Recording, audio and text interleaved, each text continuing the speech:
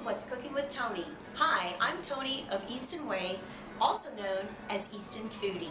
I'm here at Mitchell's Ocean Club at Easton Town Center, also known as the OC, one of my favorite places to come after work to unwind with a glass of vino. I'm going to pop into the kitchen with Executive Chef Jared Yazvac to see what he has cooking. So come along with me. Hi Jared, what's cooking? Hi Toni, how are you? I'm great, how are you? Good. What do you have cooking for us today? Well, I have some goat cheese ravioli, some blackened snapper, and a truffle mac and cheese. I'm gonna roll some raviolis if you want to help me out. Take a look. Sounds great. This is really very simple too. So anybody can do this at home? Oh, absolutely.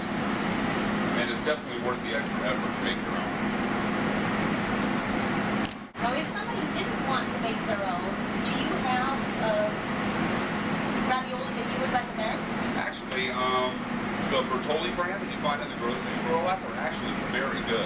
But now with stores like Whole Foods and things like that, you can really find some neat products out there that are very great to use because they're still made fresh. With just a little bit of water,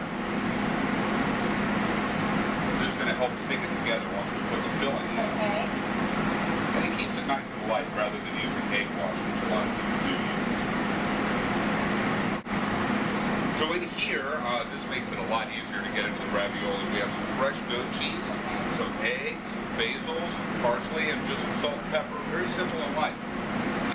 Put a couple tablespoons right here in the middle. Oh, that looks so good. Try not to overfill it, otherwise they will bust open on you. We'll just fold these over. Try to get some of the air out of there. Okay. So what we like to do is we like to make them a little fancy. Just curl them around. Okay. Very nice. That's a pretty little shape, and they look great in the bowl.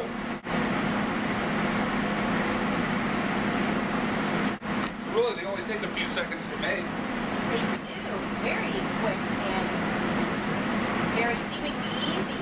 Yes, they are. I'm going to try this. Absolutely. And then with these, what we like to do is we like to put these in the refrigerator for just a couple of hours because they do cook up a lot better once they've dried out a little bit. Oh, and why is that? Well, the pasta actually stiffens up and it stays in this shape, so that after you cook them, it still has this really cute shape. We're going to go ahead and start on the sauce. Well, I see you have one of my favorite ingredients, which is butter. Oh, well, this is where I like to start all my recipes if possible. Me too. Start with a little butter, and while this is heating up, we're going to go ahead and get our raviolis going for water here. Okay. How long do those take? They take about 7 minutes.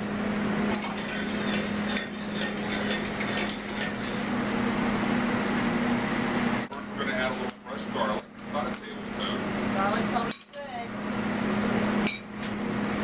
And a couple tablespoons of fresh shiitakes. Now, could you use a different type of mushroom if Actually, you're you a can shiitake fan? use any kind of mushroom you'd like to that. Okay. I added a little sun-dried tomato in there as well. Okay. We're just going to let this cook for just a minute. Add a little bit of white wine. I think that's the key ingredient. We like to use Riesling. Why Riesling? Because it's a little sweeter? It's a little sweeter and it just goes really well. We're going to cook that down a little bit because we want to get the flavor of the wine and we don't really want to taste the alcohol. So once that cooks down a little bit, I'm going to add some chicken stock. Okay. We do make all of our stocks in-house, which is kind of nice. It really does make a world of difference when you're making a sauce. Add a little salt. A little white pepper. Why do you choose white pepper versus your typical black pepper? Well, you'll see when this dish is finished, it will be a light colored sauce. So that's the reason? Absolutely. Oh, okay. It keeps the sauce very pretty. As much as I love black pepper, sometimes you don't like to see those little black specks in there. Black specks. But it tastes the same, though. It does. And I like to use cold butter, and we're just going to slowly stir it into the sauce. And and that will help thicken the sauce and give us a nice consistency that will stick to the ravioli. Okay, and that's because you serve with cold butter? Absolutely. Okay. Use warm butter in this type of recipe. It tends to separate the sauce. Oh, okay. Now that our butter is completely incorporated into the sauce, we're going to check on our raviolis. They should be about done. Well, they feel nice and tender. I think we're good to go. Transfer these gently into our bowl. That looks fabulous. And with this, I like to garnish with some nice fresh herbs. Got some fresh mint chives that I have. Just chives, okay. And I like to have a little bit of goat cheese. Goat cheese. Oh, you never have too much cheese on anything. I love the hot and cold sensation you get when I do it at this Oh, one I as never well. thought about that. But we also like to use a little bit of fresh basil, which we like to cut right before we serve it. It tends to get Why rather is dark. that? It tends to get rather dark and a little black on the edges Oh, okay. if you cut it ahead of time.